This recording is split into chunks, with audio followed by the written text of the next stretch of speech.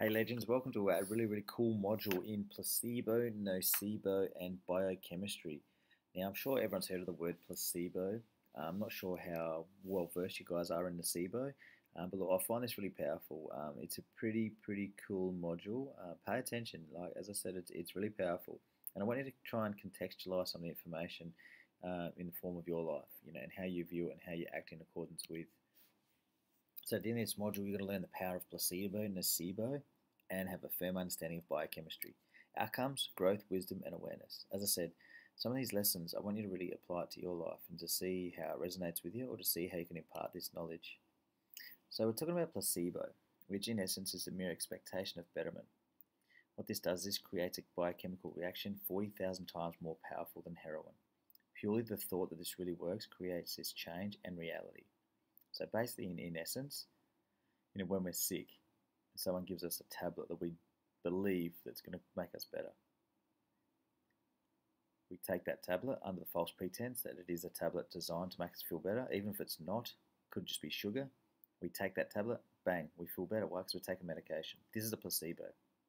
As I said, the thought creates this biochemical reaction 40,000 times more powerful than heroin. Purely the thought. And that's the truth of it. That's the power of this, right? So think about any daily life. So we talk about visualization a lot and manifestation. Now, if purely the thought that something is going to make us feel better, even though we know that it's not, like the tablet, it still has this power, 40,000 times more powerful than heroin. It's huge. So think about visualization, manifestation. Like we know that our mind and body can create this. So you need to start to tap into this. We talk about this a lot. And this is part of your optimization, really understanding the physical and biological and physiological aspects of your body and your mind and how powerful it actually is. In truth, if we could get control of our sense of certainty, where we were the director of it, and stop seducing ourselves or stop letting others control us, we could create the chemical we need to heal us. Because we're the makers of our bodies.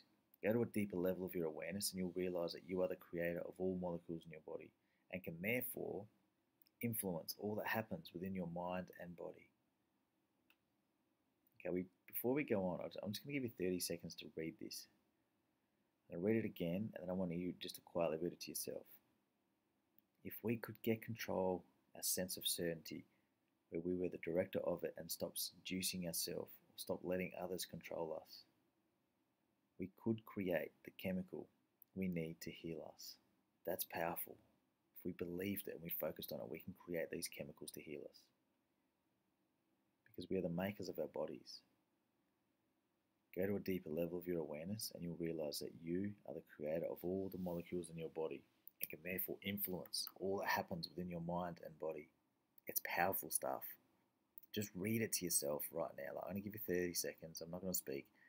Just read and really reflect on the power that's written here and the power that you have within you now. We all have access to this. You just need to be open to it.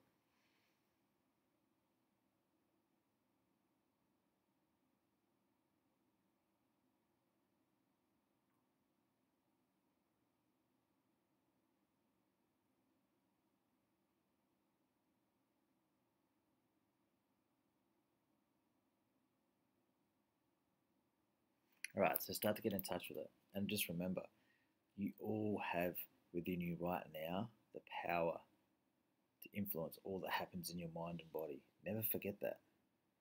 I mean, it's easy to forget that. It's easy to ignore it because we don't want to believe it. But the truth is, you have this. Why wouldn't you access it? The thought that something can destroy your body can create that reality.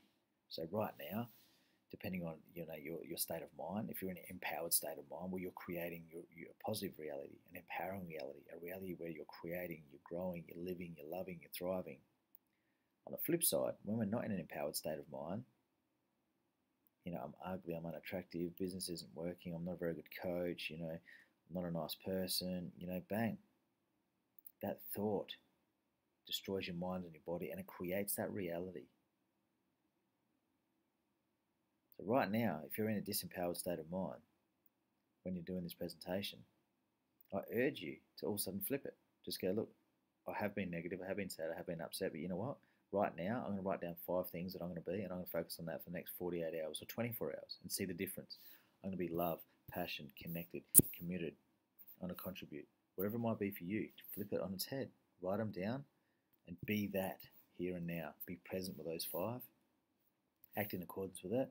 Bang, all of a sudden, you realise that the world's not that bad. You're feeling good, you're feeling empowered, you're feeling strong. That's the power of it. So really, really pay attention, because our reality is created on the back of anything we think. Anything we think and then believe to be true, which we know necessarily is not true, however we just think it depending on our state of our mind. We need to make sure that we have more consistent days where we're feeling empowered. Everyone has a bad day, I get that.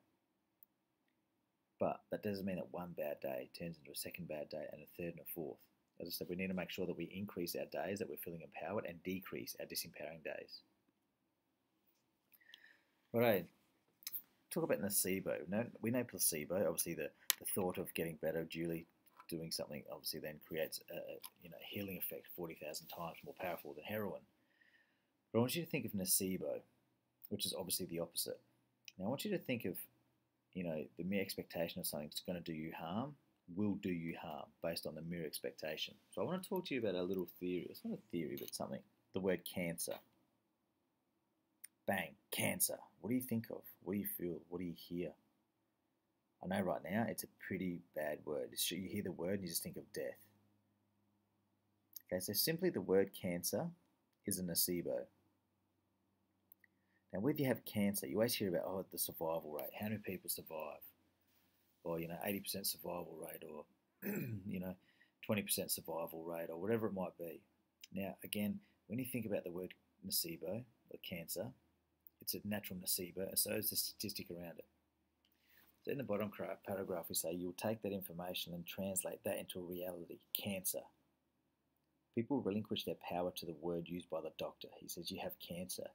You just relinquished all hope and will and determination and commitment in life because you now have cancer. Now, the actual statistic could be a collective nocebo because 80%, let's say 80% die. Therefore, based off the fact alone, you believe that you will die.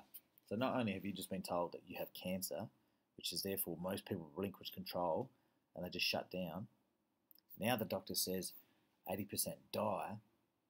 So based off this fact, what you're thinking is, I have cancer, so I'm dying. 80% die, so I'm definitely dead. So therefore, when you think about it, who would then go, hey, I'm in the 20%, that's cool? Not many. The mere fact is if you get told you have cancer and then they attribute a percentage survival rate to that, we automatically go with the death sentence. So in actual fact, the word cancer and the percentage statistic around survival rates in itself is another nocebo. So the truth is, if we just change the word cancer, we just called it, you have, fluctuation or chemical imbalance. So you go to the doctor right now, and what was cancer is now called, you just have a chemical imbalance. You're like, oh, cool, no dramas. Does it have a survival rate? Yeah, 100%. Most people survive it, no dramas at all. How different would that be on your mindset and your body? It's huge. Now, there's another story about the Wallabies in the rugby, and for my New Zealand clients, you're going to love this. There's a story going around a few years ago that the Wallabies wouldn't refer to the All Blacks as the All Blacks because simply, if you're thinking in your head that we're playing the All Blacks, it's very disempowering because you know there's a fair chance you're going to get flogged because of the just sheer power of the All Blacks. Now, what they were trying to eradicate is the word All Blacks because that was kind of like a nocebo. It was a negative. Fuck, we're playing the All Blacks. We're going to get creamed. So they called them something else to make it not seem as disempowering. It's all mindset. Same as the word cancer. We hear the word cancer, bang, it's dead. If we could change the word cancer and not add a statistic, then you know what? You will find that the actual survival rates increase. How often have you heard a friend of yours was happy, healthy, and all of a sudden they go to a doctor, they had a bit of muscle tension, muscle stiffness, all of a sudden they go to a doctor, and now all of a sudden doctor says you have cancer and they pack up. Their mind gives in, their body gives in because they've relinquished control over themselves. They've relinquished all their power and will to survive, and they acted in accordance with someone who has cancer and they died quickly. Think about the power of nocebo. It's huge. What nocebos do you have in your life that bring you down?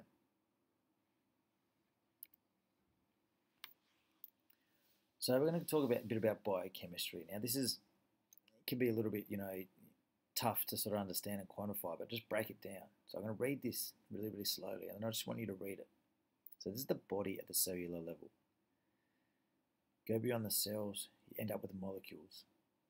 Go beyond the molecules, and you end up with atoms. These atoms are not material objects, they are particles. And the particles are not material objects either. They are fluctuations of energy and information in a huge void of energy and information. You get so far beyond the facade of molecules and you start ending up in a cloud of nothing. You go beyond that cloud of nothing and you are left with absolutely nothing. Absolutely nothing is the something that is. The essential raw material of the universe is non-material. The essential stuff of the universe is non-stuff. But it's not just non-stuff. It's thinking non-stuff.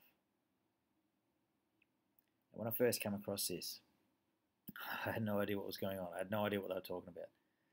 But I printed it and I sat it and I reflected upon it and I broke it down. And I advise you to do the same thing. It's a really, really deep-seated way of looking at self.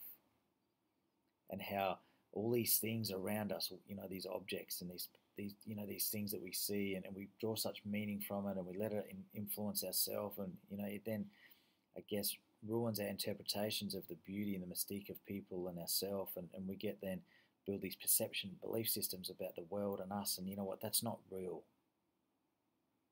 Your belief systems and your perceptions, it's not real, it's not raw reality, because it's already gone through your filtering process. So if you're a negative, disempowered person, your view of yourself and the world is going to be negative and disempowering. And these are the things we need to change. You want to believe that you are awesome. You are the answer. You have everything within you now to create the life and future of your dreams. You are love. You are light. You are energy. You are passion. You are successful. Your business is going to grow tenfold. Why? Because I'm in charge of it. Because I own that shit. And I'm going to change people's lives.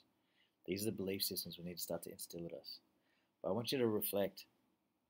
Go back and read this paragraph again. I'm going to give you another minute just to read the paragraph to yourself. Read it out loud or say it to yourself, and it's really, really powerful, and it's not going to make sense straight away. Just keep going through it, and then it'll just connect with it, and you'll be able to really connect on a deeper level about what we're actually saying here.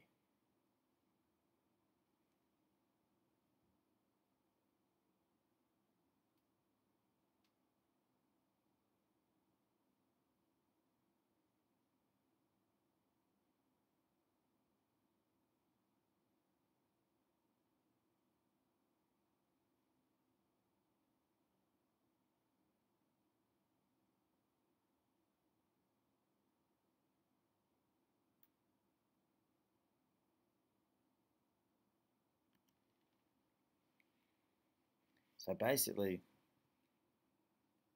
the cells are nothing other than fields of information.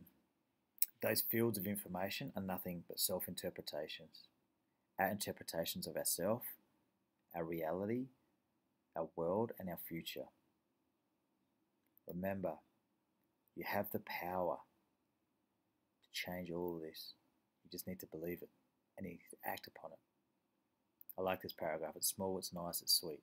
The cells are nothing other than fields of information. Those fields of information are nothing but self-interpretations. Change your interpretation, change your world. Why? Because what we focus on becomes real for us. Whatever we focus on becomes our reality, both from a biochemical relationship and a mindset focus. That's why we do manifestation.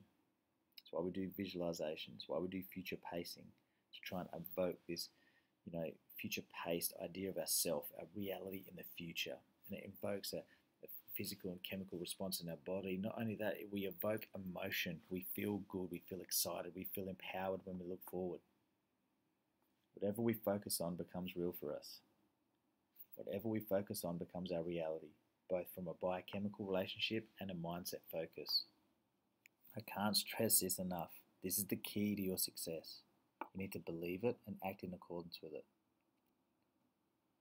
Truth is, until we change our core set of beliefs, our sense of certainty, then whatever we are certain about will be our experience and form our belief. Interpretations of an event are not the actual event. It's our experience of the event. So know that if you want to change the experience, you can in an instant if you choose to. Roller coaster, for example.